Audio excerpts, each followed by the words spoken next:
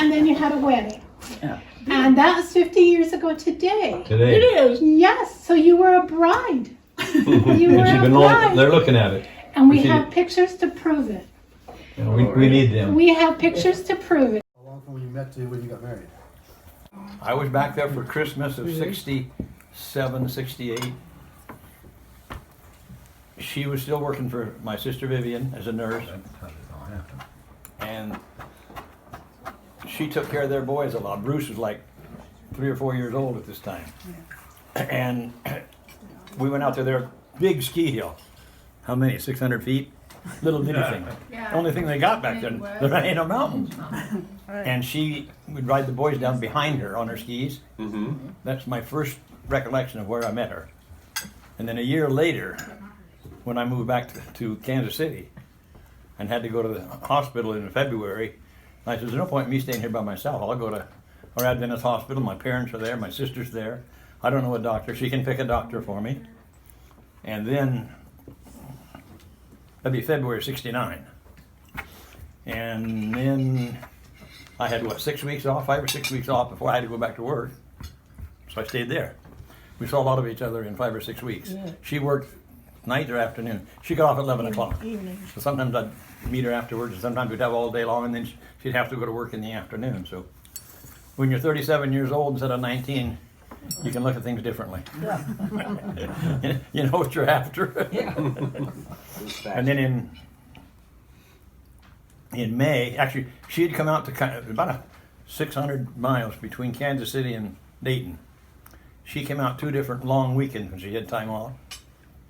One was on her birthday, actually, yeah. Yeah, April. And then she came again in May, 1st of May, as I remember. And the second time around, she looked for a job. And of course, nurses can get jobs fairly easy. She got a job and found her.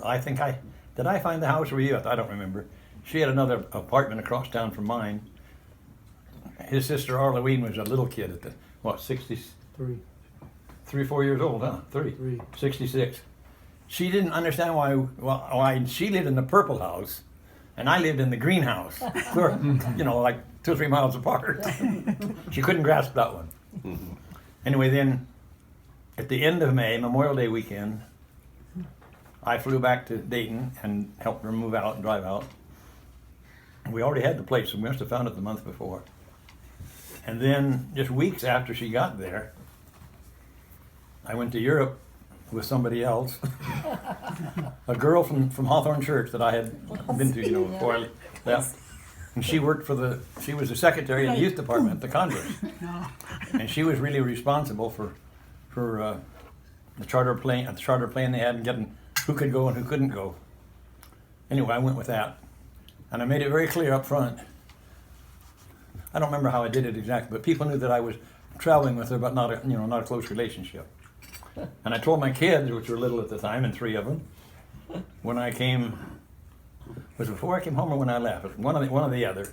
I was gone for 5 or 6 weeks. I'd already made up my mind. And I told them, showed them a picture of Neva, her nursing picture, which I like. Told them what I was going to do. Well, you must have made a trip to California. Huh? You must have made a trip to California because you told us in person. The plane went off from L.A. Oh, okay. LAX. That's what happened. It was a Okay. charter plane for Pacific Union. All right. 250 people jammed in a DC-8. It was super tight. It was not a good flight.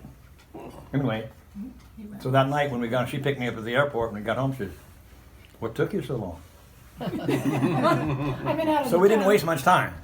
From August to November, late August.